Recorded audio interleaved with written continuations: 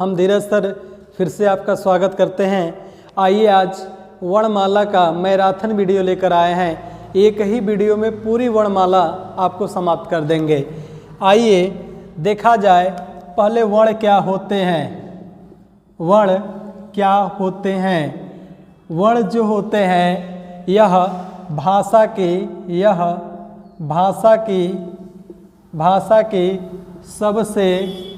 भाषा की सबसे छोटी इकाई को हम क्या कहते हैं? वर्ण कहते हैं।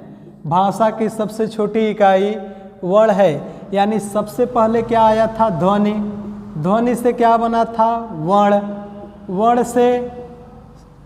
वर्ण से वर्णमाला। वर्णों के समूह को क्या कहते हैं? वर्णमाला। यानी वर्ण का एक निश्चित आते हैं तो उससे क्या बनता है? शब्द। शब्द से क्या बनता है? पद। और पद से एक वाक्य की रचना होती है। इस प्रकार ये भाषाओं का क्रम जो है इसी प्रकार से चलता है। यानी ध्वनि, वर्ण, वर्णमाला, शब्द, पद और वाक्य मिलकर रचना होती है।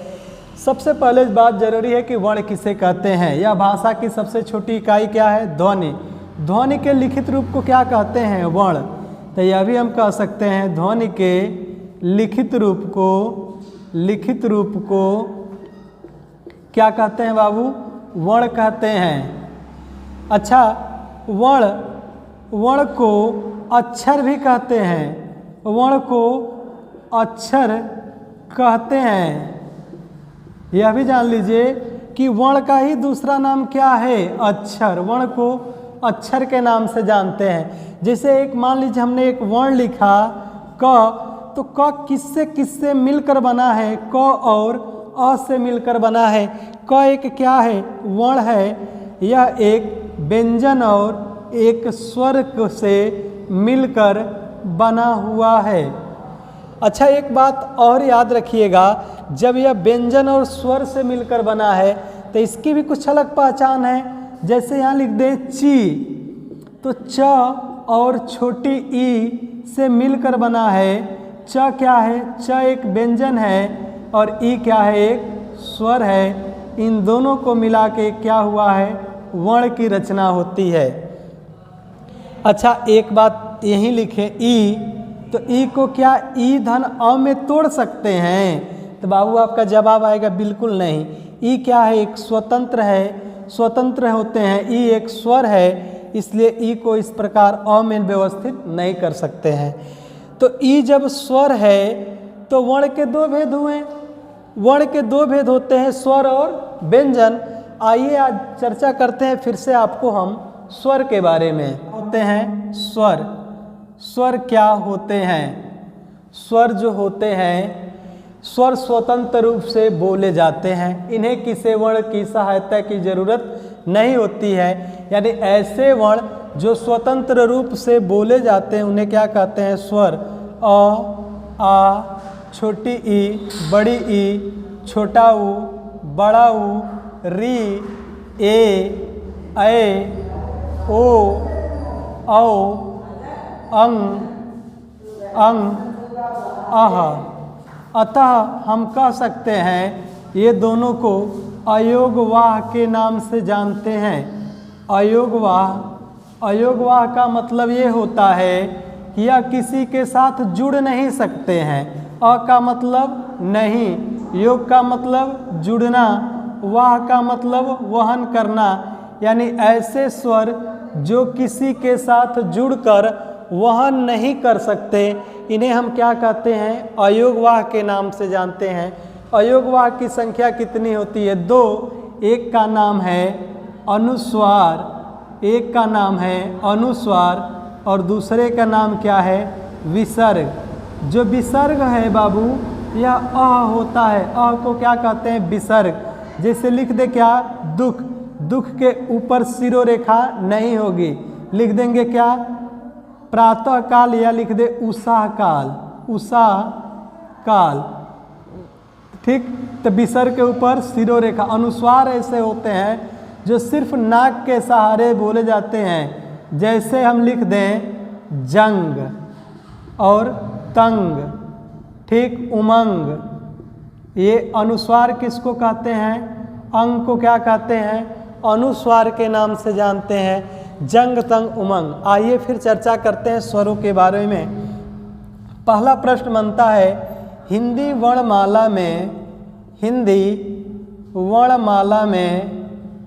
वर्णमाला में कुल कितने स्वर होते हैं? कुल कितने स्वर होते हैं? तो कुल कितने स्वर होते हैं? 13। ये कैसे कि अगर आपके घर में पूछ दिया जाए कुल कितने सदस्य हैं, तो आप जच्चा बच्चा जो भी छोटे बच्चे रहते हैं सबको गिनकर बताते हैं भैया इतने सदस्य हैं। लेकिन अगर पूछ दिया जाए हिंदी वर्णमाला में स्वर होते हैं, ठीक वही कंसेप्ट लगेगा कि यदि आपके घर में कुल कितने ऐसे लोग हैं जो वोट दे सकते हैं, तो आप 18 वर्ष से कम बच्चों को नहीं गणना करेंगे। तो हिंदी में कुल कितने स्वर होते हैं? तो हिंदी में कुल 11 स्वर होते हैं, क्योंकि ये दोनों जो होते हैं अयोगवाह को हटा दिया जाता है। फिर बात आती है, तीसरा प्रश्न बनता है कि मात्रा के आधार पर स्वर कितने होते हैं? मात्रा के आधार पर स्वर कितने होते हैं? तो मात्रा के आधार पर स्वर आपको 10 होते हैं। क्यों? क्योंकि अ का कोई मात्रा नहीं है, औ का क्या है? मात्रा है, ओ का क्या है? मात्रा है, ए का, री का, बड़ा ऊ का, छोटा ऊ का, बड़ी ई का, छोटी ई का और आ का मात्रा होता है, लेकिन अ का मात्रा नहीं होता है। इसी कारण मात्रा के आधार पर स्वर कितने होते हैं? 10। फिर बात आती है उच्चारण स्थान के आधार पर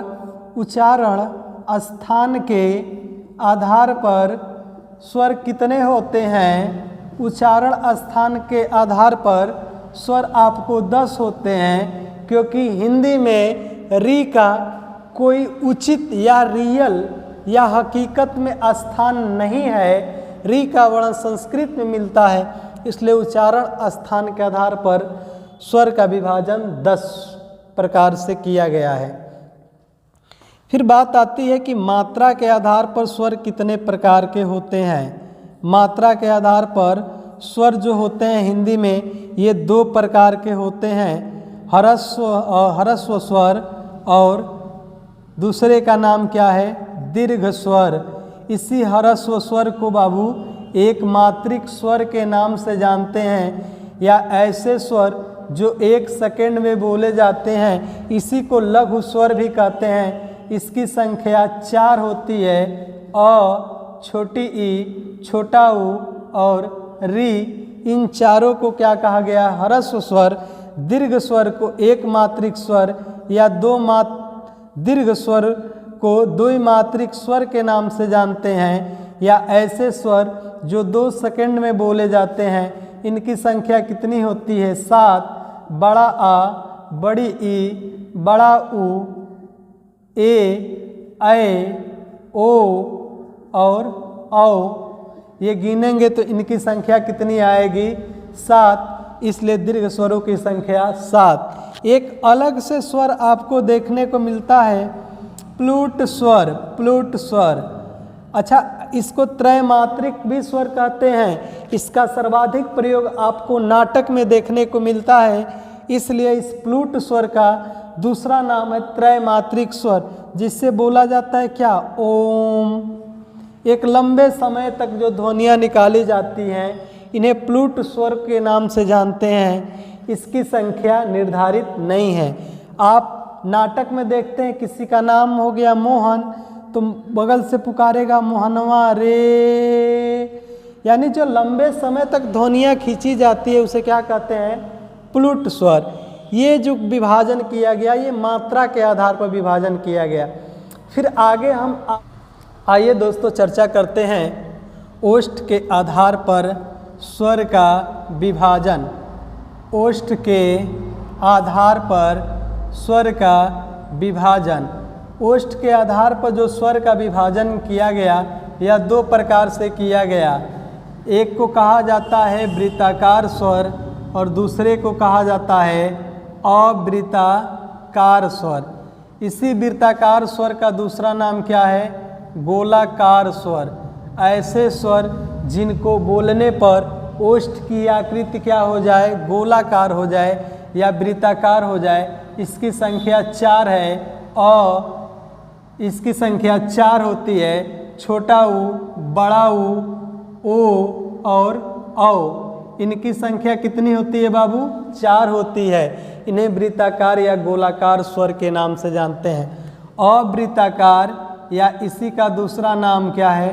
अगोलाकार स्वर। अगोलाकार स्वरों की संख्या 6 होती है। ई, बड़ी ई, ठीक, आ है, फिर ए है, फिर ऐ है। देखे 2 2 4 2 6। इन्हें अवृत्ताकार स्वर के नाम से जानते हैं। फिर बात आती है अगला, जात के आधार पर स्वर का विभाजन।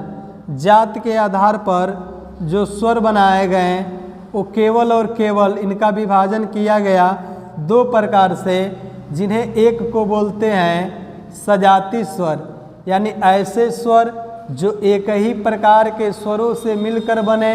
अ और अ से मिलके क्या बना? आ। छोटी ई मिलके क्या बना? बड़ी ई। छोटा ऊ और छोटा ऊ मिलके क्या बनाया? बड़ा ऊ। फिर बात आ जाती है विजाती स्वरों की।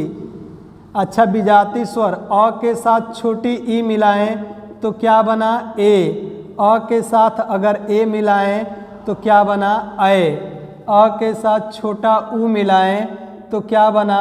ओ। अगर अ के साथ ओ मिलाएं तो बना औ। पुनः आपको हम फिर से दिखाते हैं कि ओष्ठ के आधार पर वृत्ताकार, अवृत्ताकार, जात के आधार पर सजाती, विजाती। फिर आपसे हम अगले टॉपिक की चर्चा करेंगे, जीभ के आधार पर स्वर का विभाजन। जीभ के आधार पर स्वर का जो विभाजन किया गया यह 3 प्रकार से किया गया। जात के आधार पर 2 प्रकार से किया गया, ओष्ठ के आधार पर 2 प्रकार से। जो जात के आधार पर विभाजन बाबू किया गया, एक को बोलते हैं अग्र स्वर, दूसरे को बोलते हैं मध्य स्वर और तीसरे को बोलते हैं पश्च स्वर। अग्र स्वर किसे कहते हैं?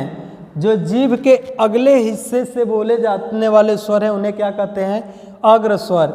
ये जीभ के आगे के हिस्से से छोटी ई, बड़ी ई, ए, ऐ, इन्हें क्या कहते हैं? जीभ के अगले हिस्से से। मध्य स्वर या केंद्रीय स्वर या शहीद स्वर के नाम से किसे जानते हैं? अ। पश्च स्वर में कौन कौन आते हैं? अग्र का मतलब 1, मध्य का मतलब 2 और पश्च। कितने ऐसे स्वर हैं जिनके आगे 3 3 3 बनता है? तो एक तो आ बचा है, छोटा ऊ, बड़ा ऊ, ओ और औ। यही 4 ऐसे स्वर बचे हैं, 5, जो जीभ के पश्च हिस्से के अंतर्गत आते हैं। फिर आगे आपको नाम मिलता है अनुनासिक स्वर। आगे आपसे हम चर्चा करते हैं। एक को बोलते हैं अ। अ के बारे में प्रश्न बनता है, किसे? अ को एक मूल स्वर कहते हैं, अ को मेहमान स्वर भी कहते हैं, अ को आगत स्वर, अ को बीजाक्षर स्वर भी कहते हैं, अ को मध्य स्वर के नाम से भी जानते हैं। बीजाक्षर स्वर, मध्य स्वर, अ के ही दूसरा नाम। देखिए, अ को 7 नामों से जानते हैं। एक मूल स्वर, एक जड़ स्वर, यह सभी में उपस्थित होता है, इसलिए इसको जड़ स्वर कहते हैं। अ को शहीद स्वर के नाम से जानते हैं, अ को अमानक स्वर के नाम से जानते हैं। अ का एक और नाम मिलता है, उसको हम बोलते हैं, अ को अमात्रिक स्वर के नाम से भी जानते हैं। इस तरह अ के 7 नाम मिलते हैं। फिर बात आती है, एक होता है आगत स्वर या इसी को कहा जाता है विदेशी स्वर। अच्छा, आगत स्वर या विदेशी स्वर का मतलब आगत, कहीं से और से आकर यहाँ सम्मिलित हो गए, बी का मतलब दूसरा, देश का मतलब देश। ऐसे स्वर जो दूसरे देशों से हमारे यहाँ प्रचलन में आ गए, जैसे ये आ के ऊपर सिर्फ चंद्र लगा दे, बिंदु नहीं बाबू, बिंदु नहीं, सिर्फ क्या लगा दें, चंद्र लगा दें। जैसे हम लिख दें काफ़ी, काफ़ी के ऊपर सिर्फ क्या लगा दें, चंद। डॉक्टर के ऊपर क्या लगा दें, चंद, बिंदु नहीं। जो बिंदु वाला होता है उसको हम अनुनासिक के नाम से जानते हैं। अनुनासिक स्वर ऐसे स्वर होते हैं जिनमें हवा या वायु मुख के अपेक्षा नाक से भी निकलती है। जैसे अगर ये वाला आ लिखा जाता है तो ये क्या है, अनुनासिक स्वर। जैसे हम लिख दें माँ, माँ आप बोल के देख सकते हैं, माँ बोल के देखिए, नाक के साथ मुख से भी ध्वनियाँ निकलेगी, माँ। फिर लिख दें हम चाँद, चाँद। तो इन स्वरों को हम अनुनासिक के नाम से जानते हैं, इन्हें आगत के नाम से जानते हैं, इसे शहीद स्वर के नाम से जानते हैं। फिर अब आपसे हम चर्चा करेंगे व्यंजन के बारे में।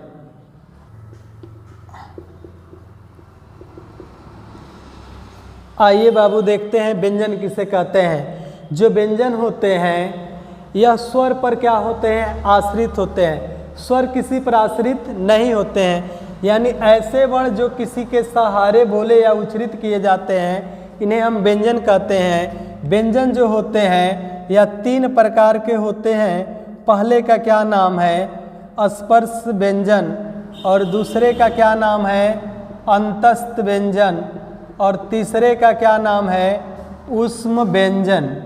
ऊष्म व्यंजन के नाम से जानते हैं। स्पर्श व्यंजन, अंतस्थ व्यंजन और ऊष्म व्यंजन के नाम से जानते हैं। जो स्पर्श व्यंजन है इनकी संख्या कितनी होती है, स्पर्श व्यंजनों की संख्या कितनी होती है, 25। इसमें पहले आता है क वर्ग। क वर्ग में 5 अक्षर होते हैं, क, ख, ग, घ, अंग। फिर आता है च वर्ग। च वर्ग में च, छ, ज, झ, इय। फिर आता है ट वर्ग। ट वर्ग में ट, ठ, ड, ढ, अड़। फिर आता है त वर्ग। त वर्ग के अंतर्गत त, थ, द, ध, न। फिर आता है प वर्ग। प, फ, ब, भ, म। अच्छा देखा जाए कि क से लेकर म तक जो वर्ण होते हैं, क से लेकर म तक के जो भी वर्ण होते हैं इन्हें हम किस नाम से जानते हैं, तो इन्हें हम स्पर्श व्यंजन के नाम से जानते हैं। इनकी संख्या कितनी होती है, इनकी मूल संख्या होती है 25। 5 यहाँ, 5 यहाँ, 5 5 10, 5 15, 5 20, 5 25। अतः हम कह सकते हैं कि जो स्पर्श व्यंजन है, स्पर्श व्यंजन, इनकी संख्या कितनी होती है, 25 होती है। ठीक। अच्छा प्रश्न ये भी आता है क से म तक के वर्णों को क्या कहते हैं। क से म तक के वर्णों को हम बाबू क्या कहते हैं, स्पर्श व्यंजन के नाम से जानते हैं। फिर सवाल ये भी बना दिए जाते हैं कि च वर्ग में कौन अक्षर नहीं है, च, छ, ज और एक दे देगा क। इन्हें एक अन्य भी नाम से जानते हैं, कच, ट, त, प, यानी क, च, ट, त, प। कछट वर्ग के अंतर्गत भी नहीं रखते हैं। अच्छा ये क वर्ग है, ये देखिएगा जरा, ये हमारा जो मुख है, मुख का ये जो गले का हिस्सा है, यहाँ से जो ध्वनियाँ निकलती हैं इन्हें हम क्या बोलते हैं, कंठ ध्वनियाँ। इनको क्या बोलते हैं, तालु ध्वनियाँ। आई जो जीभ का ऊपरी छत है इनको मूर्धा बोलते हैं। इनको क्या बोलते हैं, दंत। ये जो वर्ण है इनको हम दंत, और दांतों की जो रक्षा कर रहे हैं इनको किस नाम से जानते हैं, तो इनको ओष्ठ वर्ण के नाम से जानते हैं। इसका अहम भूमिका क्या है, आप ये भी जानना तो बिल्कुल पसंद करेंगे, इनकी भूमिका क्या है।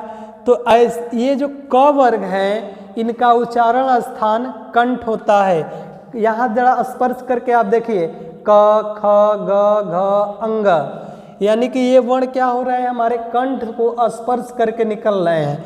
आप न विश्वास हो तो पापा बोल के देखिए, ओष्ठ को ही स्पर्श पापा, यानी कि जब ओठ को स्पर्श करता है इन्हें पवर्ग कहते हैं। ठीक, तो इनको कहते क्या है, तो इन पूरे ध्वनियों को बोलते हैं कंठ ध्वनियाँ, इनको तालु ध्वनियाँ, इसको मूर्धा ध्वनियाँ, इसको दंत ध्वनियाँ और इसको ओष्ठ के नाम से जानते हैं। इस प्रकार हमारा देखा जाए तो ये हमारे स्पर्श व्यंजन होते हैं। सबसे पहले अहम भूमिका ये भी आती है कि जो कंठ ताल मूर्धा दंत ये हमारे आइए देखते हैं अंतस्थ व्यंजन किसे कहते हैं।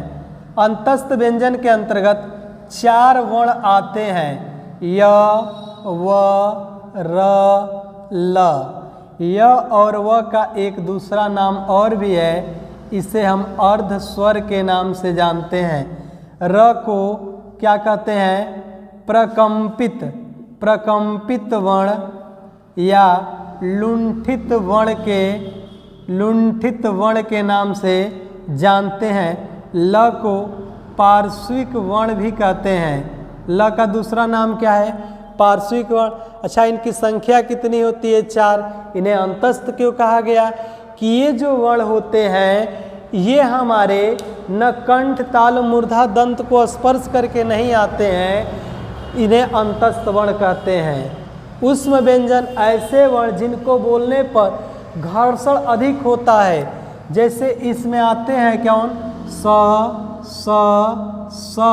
और ह। इस स का उच्चारण स्थान क्या है, ताल, इस स का मूर्धा और इस स का दंत और इस ह का उच्चारण स्थान क्या होता है, जो ह है इसका उच्चारण स्थान होता है कंठ। अब हम देखें तो ये ऊष्म व्यंजन कितने होते हैं, 4। अब सवाल ये भी पूछता है कि व्यंजनों की कुल संख्या कितनी है।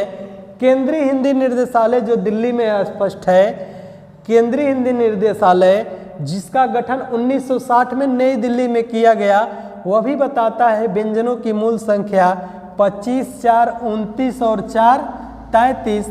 वह भी मानता है व्यंजन की संख्या कितनी है, 33। ये ऐसे व्यंजन हैं बाबू, ये जो व्यंजन है ये ऐसे व्यंजन है, ये शुद्ध रूप से व्यंजन है। फिर बात आई कि संयुक्त वर्ण किसे कहते हैं, संयुक्त वर्ण किसे कहते हैं। आइए देखते हैं संयुक्त वर्ण क्या कहलाते हैं। संयुक्त का मतलब मिलकर बनना। किससे मिलकर बनना, यानी अलग अलग प्रकार के वर्णों से मिलकर बनना, अलग अलग व्यंजन वर्णों से बनना। इसमें आता है छ का निर्माण आधा क और पूरा स से हुआ, और कौन वाला स, मूर्धा स। उसके बाद त्र का निर्माण त और र से हुआ। फिर बात आती है ज्ञ का निर्माण आधा ज और य से हुआ। फिर बात आती है स्र का निर्माण स और र से मिलकर कौन बना, स्र। इसलिए संयुक्त वर्णों की संख्या कितनी होती है, 4। फिर भी कुछ वर्णों के नाम बच गए जिन्हें हम क्या कहते हैं, द्विगुण व्यंजन के नाम से जानते हैं। द्विगुण व्यंजन की संख्या कितनी होती है, द्विगुण व्यंजनों की संख्या केवल और केवल 2 होती है। वह 2 कौन कौन है, ड के नीचे क्या लगा दे, नुक्ता, और ढ के नीचे क्या लगा दे, नुक्ता। इन्हें नुक्ता वाले वर्ण भी कहते हैं या इन्हें द्विगुण व्यंजन कहते हैं। आइए हम चलते हैं, आपको वर्ण और इसके बारे में गणना कराते हैं। इनकी गणना जब कराते हैं तो देखते हैं कि देखिए 33 व्यंजन और 4 व्यंजन, 33 और 4 37 और 2 39 तो हमें अभी व्यंजन मिले। क्या इस 39 में 13 स्वर जोड़ दें, 9 3 12, तो हमारे पास कुल वर्णों की संख्या कितनी हो जाएगी, 52। आइए इन 52 को फिर से आपको एक बार गिनवा देते हैं। चलिए देखते हैं।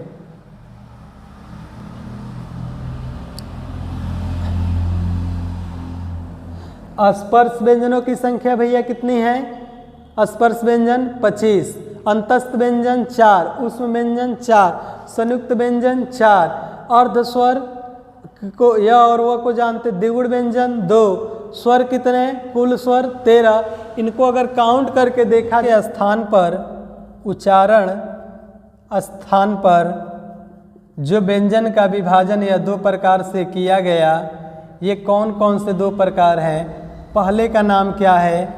अल्प प्राण, और दूसरे का क्या नाम है? महाप्राण। अल्प प्राण वर्ण किसे कहते हैं? अल्प प्राण वर्ण किसे कहते हैं? सीधी सी बात है कि ये जो देख रहे हैं आप, क ख ग घ अंग, च छ ज झ इय, ट ठ ड ढ अड़, त थ द ध न, द ध न, प फ ब भ म। तो जो अल्प प्राण हैं इनको एक ट्रिक के माध्यम से याद करेंगे कि ट्रिक क्या है? 135 अंतः सारे अल्प प्राण, अंतः सारे अल्प प्राण। अच्छा, 135 का मतलब प्रत्येक वर्ग का पहला अक्षर और प्रत्येक वर्ग का तीसरा अक्षर। अगर वर्ग के रूप में गिने तो पहला वर्ग, दूसरा वर्ग और तीसरा वर्ग, चौथा वर्ग, इसको क्या कहेंगे? पांचवा वर्ग। तो पहले में आएगा क वर्ग, ग वर्ग और अंग, यानी कि क ग अंग। अंतस्थ वर्ण 135 अंतः सारे, यानी य र ल व। ठीक, सारे का मतलब सभी स्वर। सभी स्वर कितने होते हैं? 11, यानी सभी स्वर 11। क ग अंग आया, फिर आता क्या है? च ज इय आएगा, ट ड अड़ आएगा, त द न आएगा, उसके बाद प ब और म आएगा। 3 3 6 3, यहाँ देखें 5 5 10 5 15, 15 4 19, 19 11, 19 11 30। इसलिए अल्प प्राण वर्णों की संख्या कितनी होती है? 30। महाप्राण किसे कहेंगे? जब आप 1 को ले लिए, 3 को ले लिए और 5 को ले लिए तो शेष क्या बचा बाबू? शेष क्या बचा? 24। तो इसका ट्रिक बन जाता है 24 उष्मा महाप्राण। 24 उष्मा महाप्राण। प्रत्येक वर्ग का दूसरा, यानी ख छ ठ थ फ, चौथा घ झ ढ ध भ। प्रत्येक वर्ग का दूसरा, चौथा। उष्म का मतलब होता है स और ह, यानी 5 5 10 4 14। महाप्राण वर्णों की संख्या कितनी होती है? 14। ये आपको पूर्ववर्णमाला हुआ।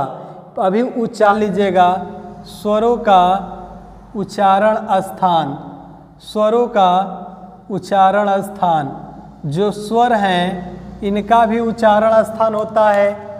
जैसे अ आ का उच्चारण स्थान क्या होता है? तो ये कंठ से बोले जाते हैं। व्यंजन का तो उच्चारण स्थान लगे हाथ देख लिए, स्वर का देख लें। ई का उच्चारण स्थान क्या होता है? तालु होता है। उ का उच्चारण स्थान क्या होता है? तो इनका उच्चारण स्थान ओष्ठ होता है। री का उच्चारण स्थान मूर्धा माना गया है। यह संस्कृत में आपको विशेषकर देखने को मिलेगा, मूर्धा वर्ण। ठीक, ए का उच्चारण स्थान और ऐ का, तो ए किससे मिलकर बना है? तो ए आप कहेंगे अ और ई से मिलकर बना है। अ का उच्चारण स्थान क्या होता है? कंठ और ई का ताल, इन दोनों को मिला दे तो क्या होगा? कंठ तालु। तो हम कह सकते हैं इन दोनों का उच्चारण स्थान क्या है? कंठ कंठ तालु।